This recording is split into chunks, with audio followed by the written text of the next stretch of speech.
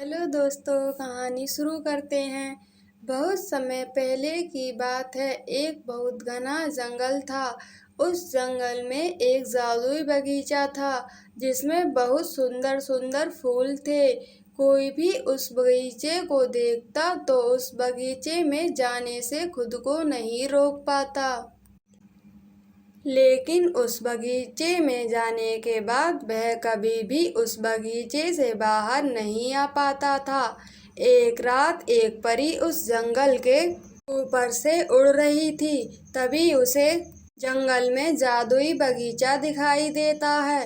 परी इतने सुंदर बगीचे को देखकर खुद को रोक नहीं पाती और उस बगीचे में चली जाती है। बगीचे में जाने के बाद परी गायब हो जाती है। काफी समय हो जाने के बाद जब परी अपने महल नहीं पहुंचती तो ये बात परियों की रानी को पता चलती है कि एक परी अचानक से गायब हो गई है। रानी परी कुछ परियों को गायब हुई परी को ढूंढने को भेजती है, लेकिन वो परियां भी गायब हो जाती हैं। जब ये रानी परी को पता चलता है तो वो बहुत घबरा जाती है और खुद इस बात को जानने का निश्चय करती है कि परियां गायब कैसे हो रही हैं। रानी परी अपने महल से बाहर आती है। आसमान में उड़ते हुए वह उसी जंगल के ऊपर आ जाती है। रानी परी उस जंगल में जादुई बगीचे को देखती है और सोचने लगती है, इतना सुंदर बगीचा जंगल में कैसे आया।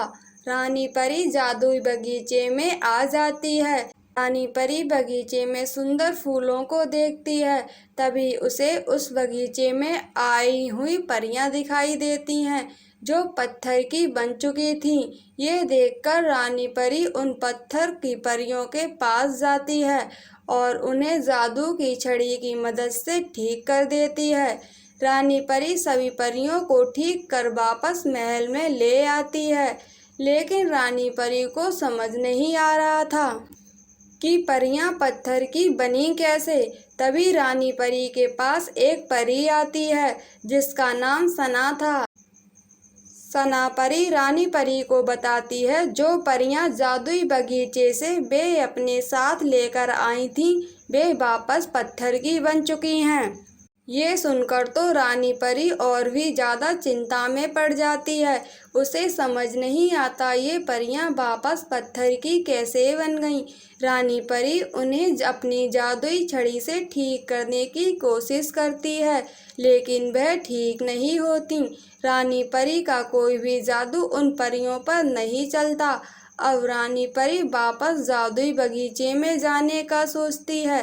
तभी अचानक से जो परियां पत्थर की बनी थीं वे गायब हो जाती हैं। ये देखकर तो रानी परी और सभी परियां बहुत ज्यादा डर जाती हैं कि उनके सामने से परियां अचानक गायब कैसे हो गईं। ये परी सना परी को लेकर उस जादुई बगीचे में आ जाती है।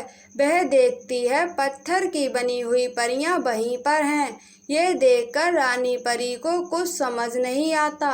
रानी परी और सना उस जादुई बगीचे में घूमने लगते हैं और पता लगाने की कोशिश करते हैं कि परियों के साथ ऐसा क्यों हो रहा है। तभी कुछ समय बाद रानी परी को किसी के आने की आवाज़ सुनाई देती है। वह देखती है कि एक जादूगरनी आ रही है। वह जादूगरनी जैसे ही कहती है, मेरी सेना हम पूरी दुनिया पर राज करेंगे, सभी लोग हमारे बस में होंगे। तभी फूलों में से आवाजें आने लगती हैं। सभी फूल बोलने लगते हैं। जादूगरनी अपनी छड़ी को जैसे ही घुमाती है, सभी फूल पेड़ बन जाते हैं और बोलने लगते हैं। दरअसल ये सभी पेड़ ही थे। ये जादूगरनी ने अपने जादू से इन्हें सुंदर फूल बना दिया था, जिससे वह लोगों को अपना बंदी बना सके और उनकी आत्मा को अपने बस में करके पेड़ों में डाल देती थी, जिससे पेड़ उसके लिए काम करते और उन लोगों का शरीर पत्थर का बन जाता। जादूगरनी परियों को ठीक कर देती है और कहती है कि बताओ तुम लोग किस पेड़ में रहना चाहोगी। ये सुनकर परियां डर जाती हैं। तभी रानी परी जादूगरनी पर हमला कर देती है। रानी परी को वहां देखकर बाकी की परियां भी जादूगरनी पर हमला कर देती हैं। सना अपनी जादू की छड़ी की मदद से जादूगरनी की छड़ी को जंजीर से बांध देती है। सभी परियां जादूगरनी को पकड़ लेती हैं। रानी परी जादूगरनी से उसकी जादुई छड़ी छीनकर उसे तोड़ देती है, जिससे सभी इंसानों की आत्मा पेड़ से बाहर निकल आती हैं और अपने अपने शरीर में चली जाती हैं। वे जादूगरनी के जादू से आज़ाद हो चुके थे। रानी परी जादूगरनी को मार देती है, जिससे वह दोबारा ऐसा फिर ना कर पाए। अब रानी परी सभी परियों के साथ महल वापस आ जाती है। ऐसे ही और कहानियाँ सुनने के लिए चैनल को सब्सक्राइब कीजिए और वीडियो को लाइक कीजिए।